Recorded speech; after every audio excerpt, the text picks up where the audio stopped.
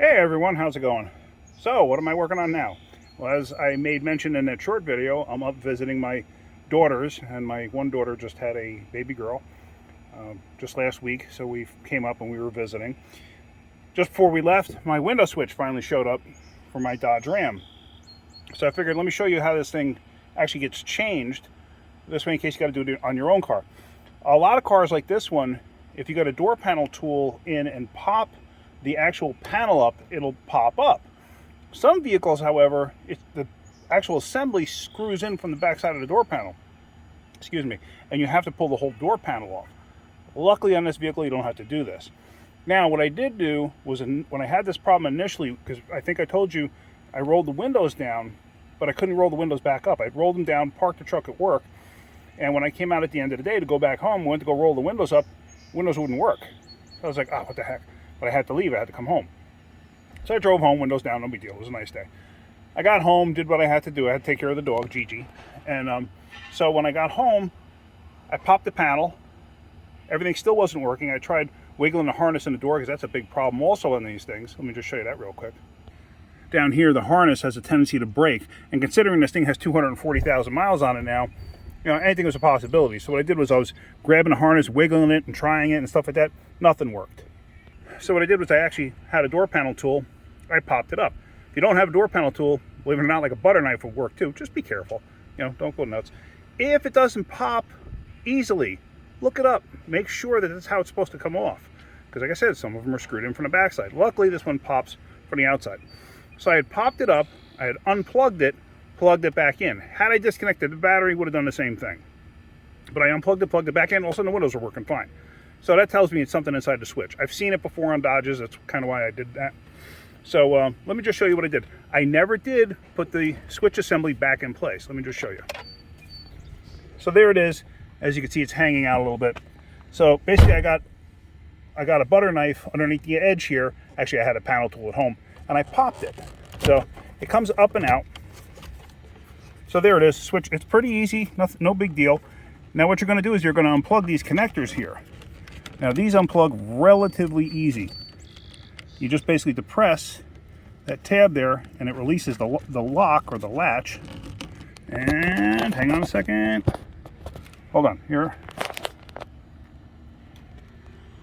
Here's my grandson Aiden. He's gonna help me out for a second. Here, put this down. Just hold that just like that. Don't get your fingers in the camera. You're gonna pop that off.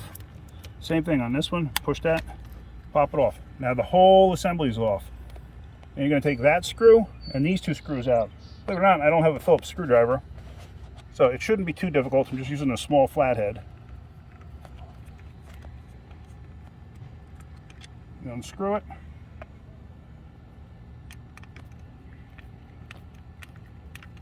This may go back together a little more difficult because it's going to be new screws.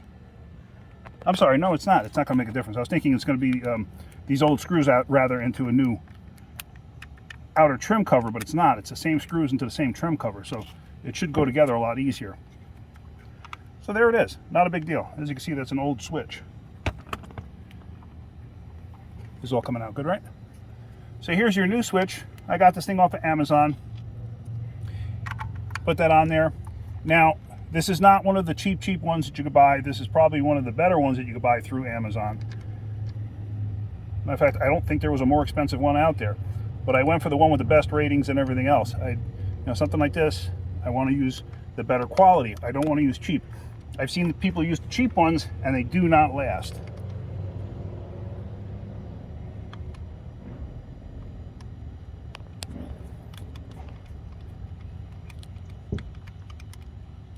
There.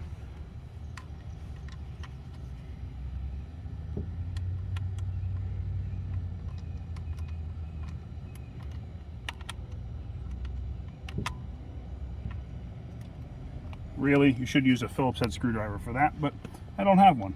And I just happened to notice, you look inside here, these two terminals are not looking too great. I just noticed that now. So they're looking pretty dark. I'm gonna have to clean those up. I don't have any tools with me right now other than this little pocket screwdriver. So simple enough. Plug it in until it snaps. Plug it in until it snaps, if it's going to snap. Where did oh, actually the tab broke off. Look at that. The actual tab broke off. Okay, whatever. Not a big deal. Push it in until it locks. Now we're going to snap this down in place. This gets a little tricky on this truck. Okay, so that's down in place. Now what we're going to do, I'm going to turn the key to the run position.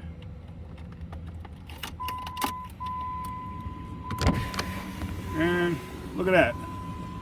And auto works right off the bat. It's only auto down on this truck. So you want to try your door locks, they work. I can see the mirrors working.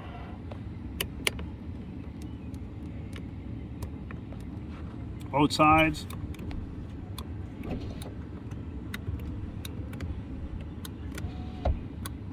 And window lock. Yep. Everything works. So that's pretty much it. Thank you, Aiden. Yep. All right, so that's it. Pretty simple. You can do it. It's very easy. As long as it's a type that pulls out or pops out that way. So anyway, that's it. Hopefully you got something out of our video. If you did, hit that like button. If you could, please subscribe. All right, guys, have a great day. Bye. Keep wrenching.